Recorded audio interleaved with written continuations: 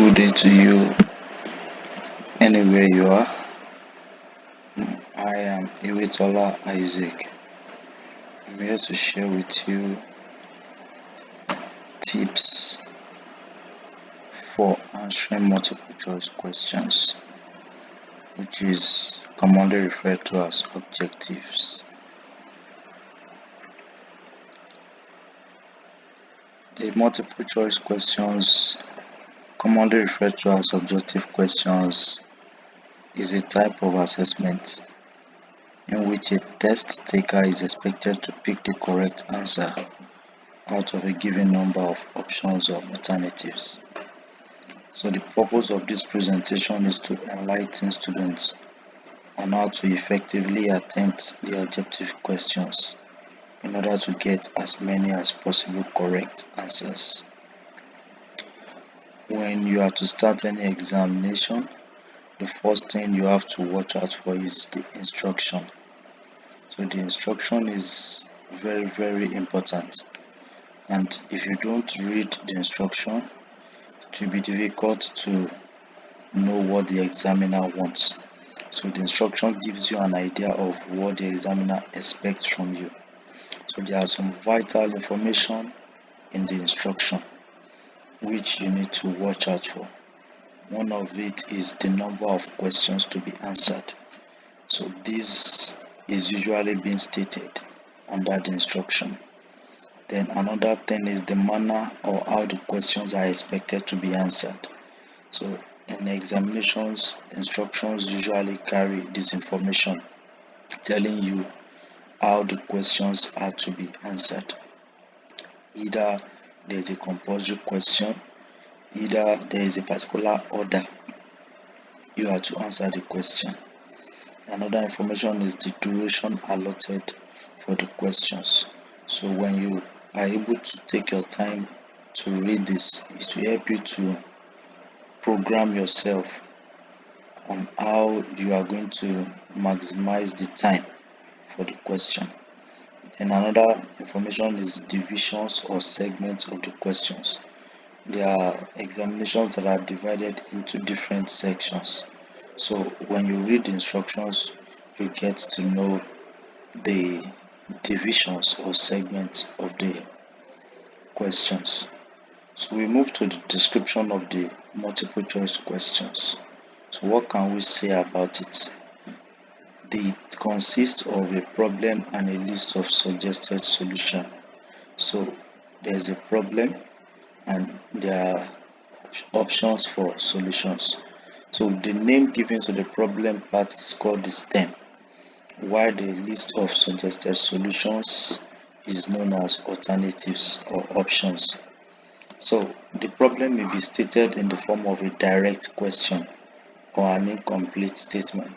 So we are going to first start with the problem part, which is called the stem. So and it can be in the form of a direct question or an incomplete statement. So let's look at the direct question format. So this is an example. Which of these is not a source of energy? So this problem part is coming as a direct question, just asking you in a direct way. So we have some other examples. Find the area of a triangle, and we also have who is the current governor of Lagos State. So you can see the attending alternatives there. So then we move to incomplete statement format. So when we have incomplete statement, it's going to be a statement and there will be a gap or a dash. So they want you to do the completion by using the best answer or the correct answer. You fill in the gap, you fill in the blanks. This one is saying the speed of wind is measured using the dash. So this is an example of incomplete statement format. Sometimes your blanks might be in the middle of the question. So it's not compulsory, it's at the beginning or at the end. Then we also have another type of question format, which is diagram or information questions. So what this type of this particular format does is that it consists of about 2 to 3 questions that you'll be given a diagram or graph or an particular information. So you will need to use the information given or the diagram given to answer the question. So most times we usually find it in sciences and social sciences related subjects. So we have an example here. This one is saying what is the name of the board in the diagram above. So you can see the diagram. So most times 2 or 3 questions are usually attached to the diagram. So sometimes they will label the part and they will ask you what is the name of a particular part in the diagram. They can also ask you what is the function of another part in the diagram. So the other one is this. These are information, and when you see questions like this, use the following information to answer questions 6 and 7. So this is the information. Tail limited. The information is not the question exactly, but without the information, you won't be able to answer the question correctly. So you must pay attention to the information. You must try to understand the information first before attempting the answers. So the information here: Tay Limited offered 1,560 units of a magazine at 60 naira each. Trade discount is 10% within 30 days and 5% within 60 days. So the first question under this information is the amount payable if payment is made on 40th day is dash. So you can see the options there. And the second question is saying the cash discount allowed on the 50th day is. The options are also stated there.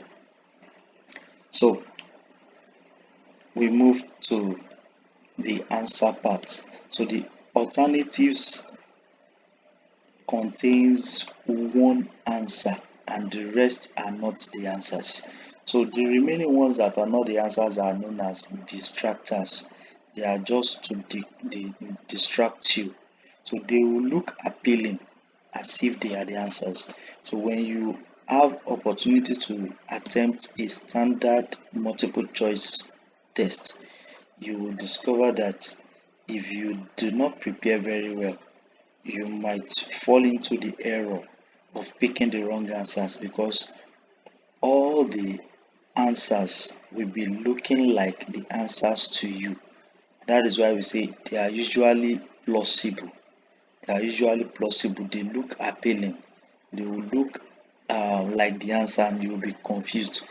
And that is why some students are not confident. They will be asking their colleagues in the exam hall what is number one, what is number two, because almost all the answers are looking, all the options are looking like the answers.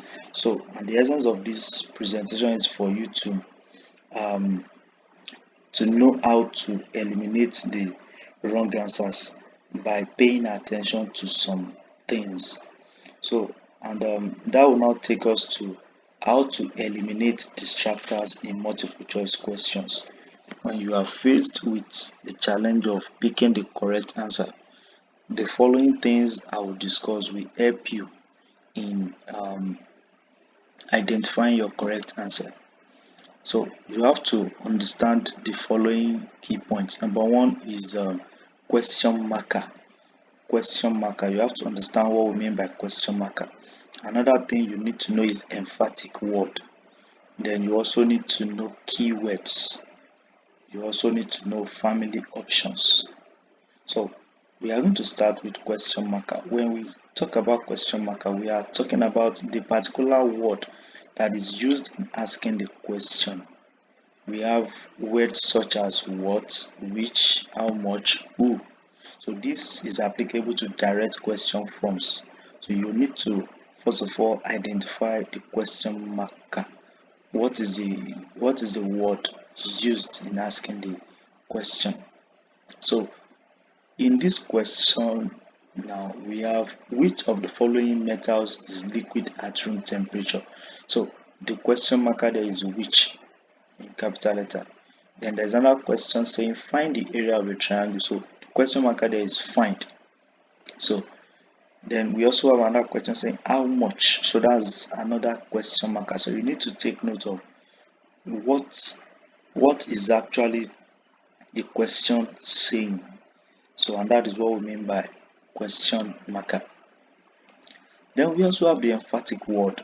The emphatic word is actually the main word the examiner wants you to take note in order to be able to pick the right choice. So students sometimes overlook this aspect because of the focus on the alternatives. Oftentimes, the examiner usually capitalize or make the emphatic word to be bold in order to give an idea of the importance of the word. Words like odd, except, not fall into this category.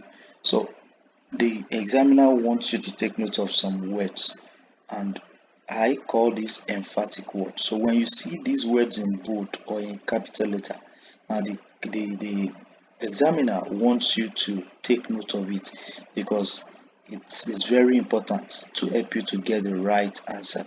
So let's look at examples. We have a country that is developed makes use of the following in education, except dash.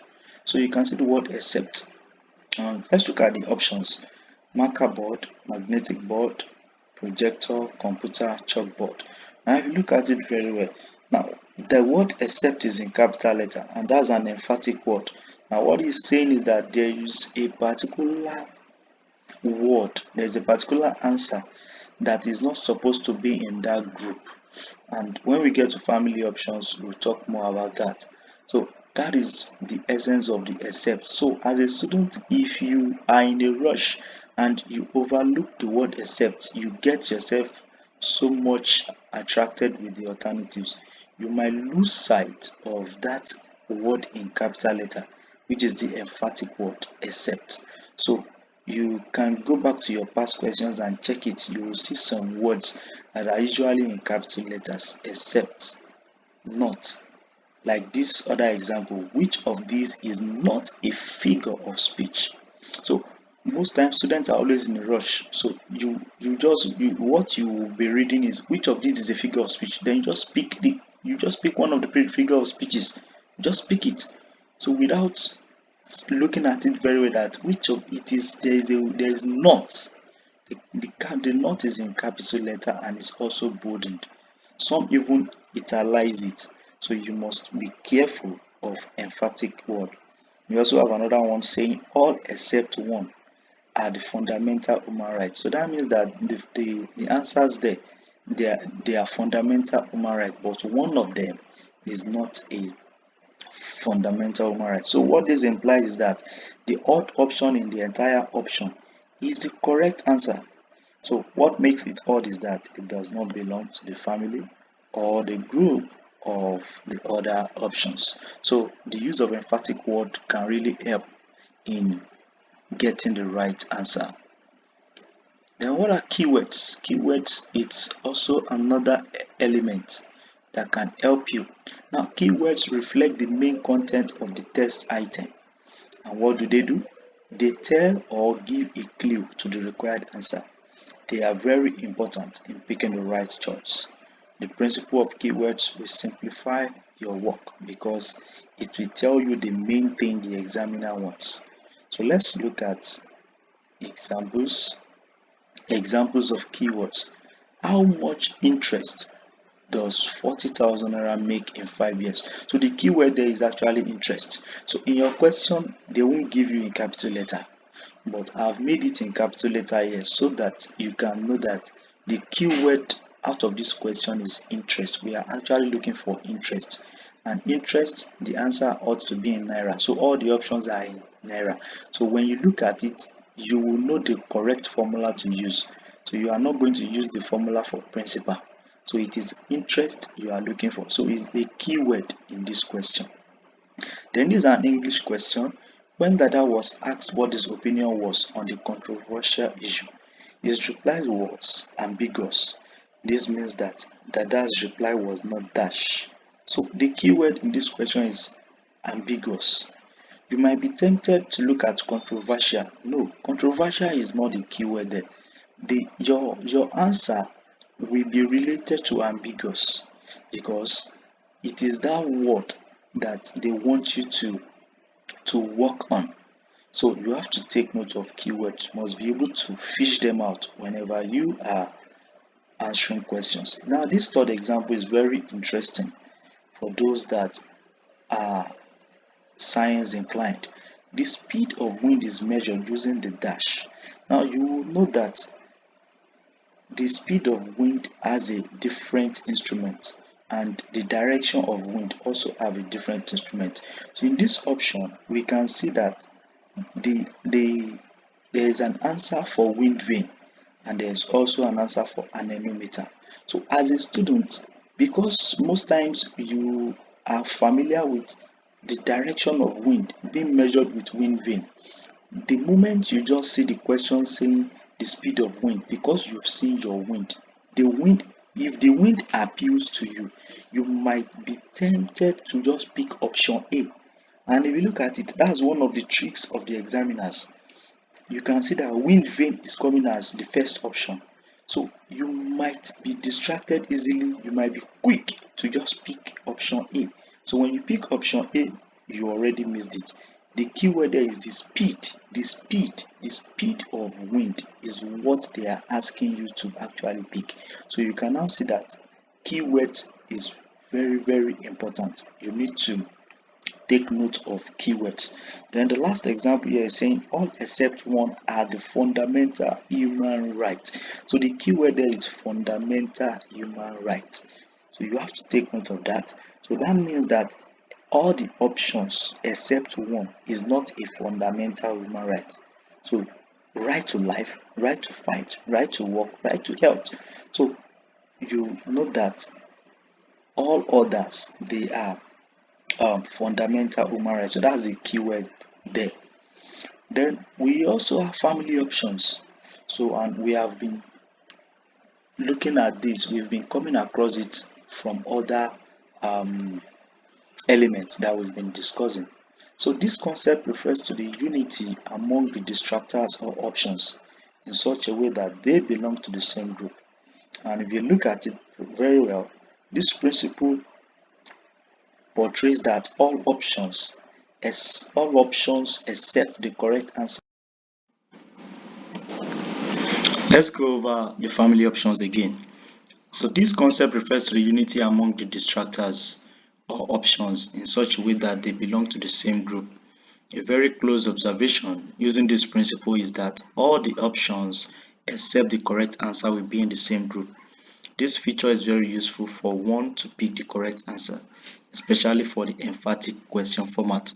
So what it's just saying is that when you have a group of answers and you are to pick the odd one, all other options will be in the same family.